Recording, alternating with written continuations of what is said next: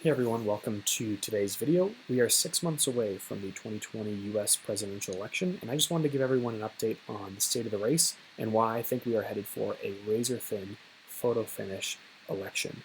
And I've noticed a lot of confidence, overconfidence, I would argue, on the Democratic side about how this election is going to go based on national polls and the general ballot polls. So if you ask people who do you support more, Democrats or Republicans, Democrats lead that race and have led pretty consistently throughout the year by a substantial margin. I believe about 8 points on average, an 8% difference between people who say they're going to support the Democrats this election cycle versus those who say they're going to support the Republicans. And when you go specifically to the question of who do you support for president, Joe Biden has been leading President Trump by 4 to 5% in most of the polls that have been conducted, 4.5 on average in the Real Clear Politics collection of polls. So there seems to be this persistent belief that Joe Biden is destined to defeat Donald Trump. Donald Trump is one of the most unpopular incumbents in recent history. He has an approval rating that hovers between 40 and 45%. And I think people are often forgetting that this election has nothing to do with the popular vote. There is essentially no national election. It's just a series of elections that occur in different states. And believe me, you can ask Al Gore, you can ask Hillary Clinton, winning the popular vote does not make you president of the United States. And when you get to the electoral map, I think there's some really fascinating toss-up states for this election cycle that are bringing us towards a really close race. So there's 6 toss-up states that are pretty much universally recognized by all political forecasting organizations. Wisconsin, Michigan, Pennsylvania are the 3 Rust Belt states that Donald Trump won in 2016, despite polling that indicated he would lose all 3 of those.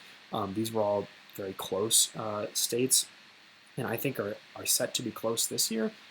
Michigan and Pennsylvania are 2 that Joe Biden is heavily favored in. Pennsylvania, of course, was where Joe Biden was born. It's a state that he and Obama, when they were both on the ticket, won easily in 2008 and 2012. And polling does indicate he has a substantial lead in Pennsylvania.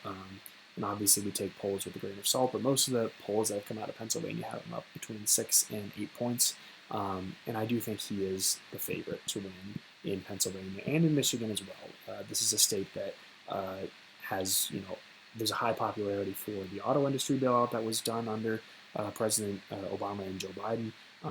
Polling does have him leading pretty substantially in the state of Michigan. This was a state that Trump barely won in 2016, the last state to be called for him. So giving for the moment those 2 states to Biden and putting them aside, I want to focus on the 4 states that I believe are true toss-ups this election and will be very competitive, and that I actually think Donald Trump can hold on to and can bring us to one of the closest races in U.S. history. So starting with the state of Wisconsin, this was the first state to be of these Rust Belt states to be called for Trump in 2016, and it was a shock to the nation because polls had Hillary Clinton so far ahead of him in 2016, I believe 6.5 points on average, and not a single poll came out of Wisconsin that had Trump ahead. And so his victory there was considered shocking because he overperformed by 7 points, which is well outside the margin of error for any of these polls. And one of the things you notice the more you look at the state of Wisconsin is that it's just a very difficult state to poll in general. So you look at the governor's race that occurred here in 2018 between incumbent Scott Walker and the Democratic challenger.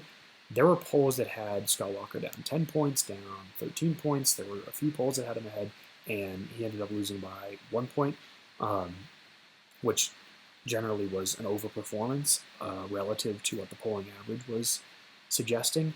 And the same was true with incumbent Senator Ron Johnson's race for the Senate in 2016 in Wisconsin. I believe he was losing on average in the polls going into that election, and he won by about 2 percentage points. So the GOP has outperformed polls in the state of Wisconsin, and right now, I believe Joe Biden leads between 2 and 3% in the state of Wisconsin, which is generally surprising, right? If Hillary was winning the state by 6 to 8 points according to polls, and Joe Biden's currently leading it by 2 to 3 points, given the history of the GOP kind of overperforming in the state and the difficulty of polling this state, I have to say that Trump is the favorite in the state of Wisconsin. Again, the demographics favor him with overwhelmingly white voters, and it's a state that he is going to spend some time campaigning in if he's able to do so, and I think is likely to win in the state of Wisconsin. The state of North Carolina is interesting. This was considered a toss-up last year, last election cycle as well, but Trump overperformed his polling and won by about 3.7%. And this was a state that was reliably Republican for a while, and even Mitt Romney, despite his bad election loss in 2012, won the state of North Carolina by 2 points. And the GOP is very organized here.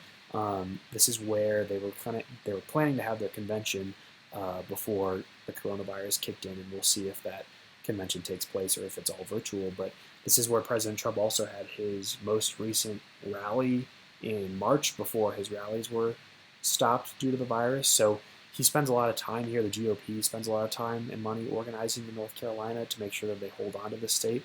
There's been a lot of chatter about demographic changes and new voters in North Carolina, new African American and Hispanic and Asian voters coming in that might give the Democrats the edge here, but the polling doesn't indicate as much. And if you look, this is actually a state where Trump leads in the Real Clear Politics average, so if he overperforms his polling again, he'll win by a comfortable margin. Even if the polls are accurate, Trump is expected to win. And again, this is a state that I just think the fundamentals favor the Republicans.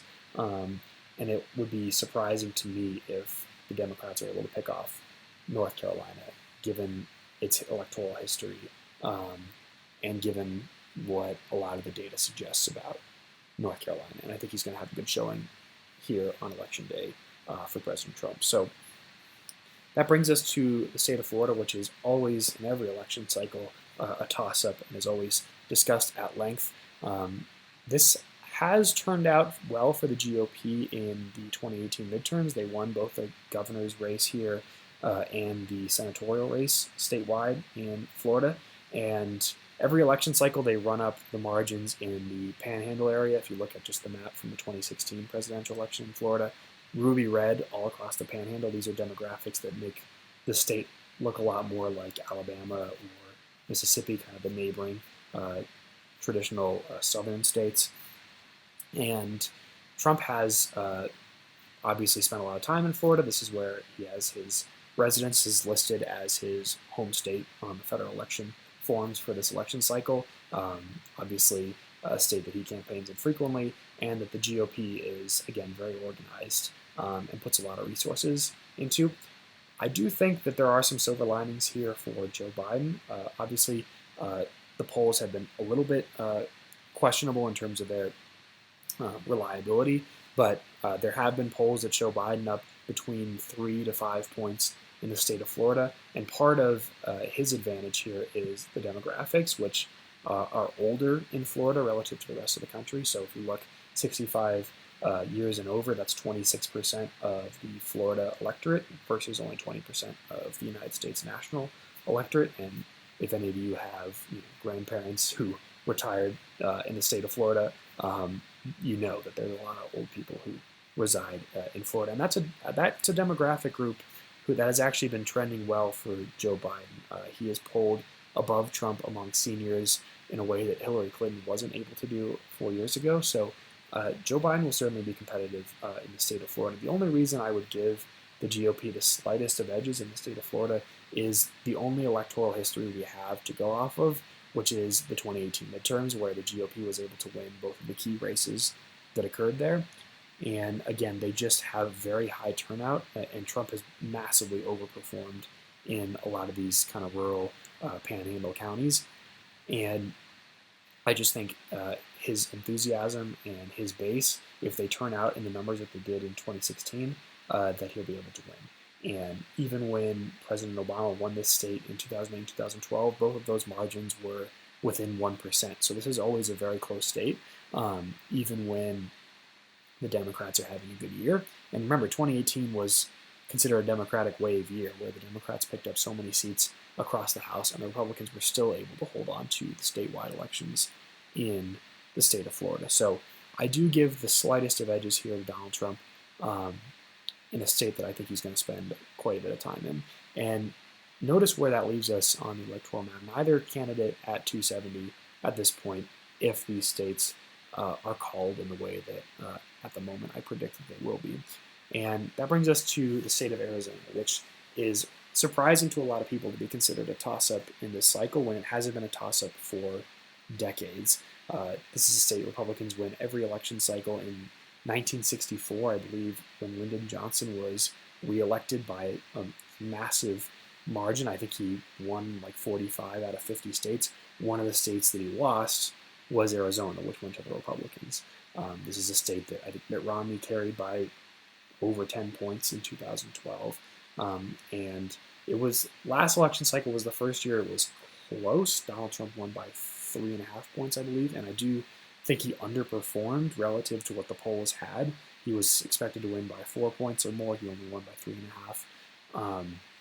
And there's just been a lot of demographic changes in this region of the country, in the Southwest Sun Belt region has been trending very well for the Democrats, and you can see that how Colorado, a state that used to be a reliable swing state, is now considered a likely Democratic state, as is Nevada, as is New Mexico. So there's just been a lot of influx and increase in minority and Hispanic voters, which has made the Democrats very competitive in Arizona. And if you remember from the 2018 midterms, the GOP lost their Senate race in the state of Arizona. Martha McSally lost to Kristen Sinema in 2018. So the Democrats are going to be very competitive in Arizona. For what it's worth, the Trump campaign maintains that they're very confident in him winning Arizona again, that their internal polls suggest that he's going to be just fine in the state of Arizona. But a lot of the publicly released polls do have Joe Biden ahead in Arizona.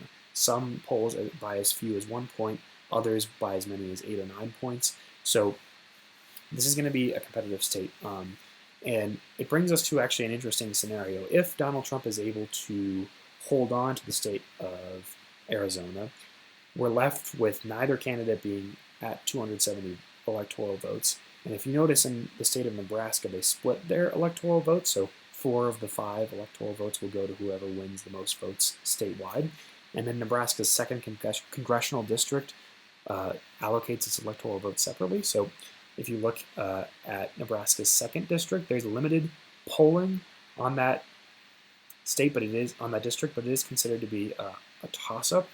And the only poll that we've been given, the only data point we have, is from the DCCC, which conducted an internal poll this past week that had Joe Biden up by 11 points in this district. It's a district that Donald Trump was able to win by 2 points in 2016, but President Obama was able to carry in 2008, I believe. So it is a true toss-up district.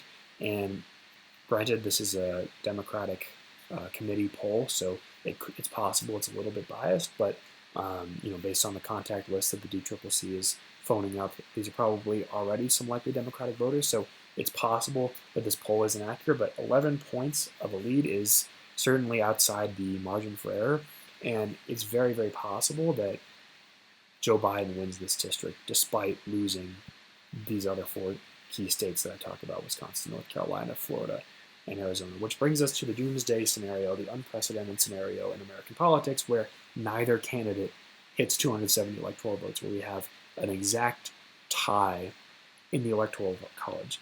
And for those of you who don't know, this scenario, according to the Constitution, means that the House of Representatives is supposed to decide who wins the presidency, and as we all know, the Democrats control the House. However, the vote for the presidency in the House of Representatives goes state by state. So the delegation in the House representing each state takes a vote on who should be elected president. So the 50 states each have 1 equal vote. And as of now, even though the Democrats have more members of Congress who are Democratic, there are more states where a majority of congressmen and women are Republican. So the GOP actually has the advantage in this scenario because there are more states with primarily Republican members of the House. So again, this has been kind of talked about in previous election cycles as like a 0.1% chance that we could have an Electoral College tie, and wouldn't that be such a crazy doomsday scenario? This election cycle, I think, it is as real as a heart attack. I think there is an absolute possibility that this is the situation that we are facing, because I think President Trump is favored in Wisconsin, North Carolina, and Florida, and maybe Arizona, although I think Arizona is going to be probably his biggest hurdle to reelection. But assuming he holds on to Iowa, Ohio, Texas, states that he won by comfortable margins in 2016. I believe he won Ohio by 8 or 9 points. He won Iowa by 8 or 9 points. He won Texas by about 6 points. And polls have indicated he's on the track to win all of those states again. And polls also indicate Joe Biden is heavily favored in Michigan and Pennsylvania. So assuming the toss-ups go in the direction that a lot of the fundamentals and a lot of the data suggest is possible, then we are absolutely realistically looking at a chance of an electoral college tie. I would say it's at least a 5% chance that this is the electoral map come November. And again, in this scenario, it's very likely that Trump is given the election by the House of Representatives, but it would certainly create a very tense moment in our democracy where it's not a very decisive election in one way or the other. And I do think, regardless of what the map looks like, that Donald Trump will lose the popular vote this election cycle. Every poll has indicated as much, and just as the system stands, that is not what matters. It's all about the electoral map, and there's a lot of different ways to slice it, but in my personal opinion, I think we are headed for one of the closest elections in U.S. history. Obviously, things can change in 6 months. 6 months is considered an eternity in the world of political time. But as things stand, if the election were held today, even in the midst of one of the worst economic and health crises in U.S. history, where oftentimes an economic crash is very unfavorable to the incumbent, even as we're experiencing that, I still think that Trump is headed for at least a very close race. If the economy is completely recovered by that point, which I don't think is likely, but if that were the case, then I think Trump is a solid favorite in the general election, just because I think he's more likely to pick off Michigan or Pennsylvania if there's some sort of economic argument that he can make to those voters. But I think at the moment that it's more likely that we are headed for a razor-thin election in the Electoral College. And this scenario that was once thought to be kind of a doomsday crazy scenario is more likely than ever. And so don't hold your breath. This could happen.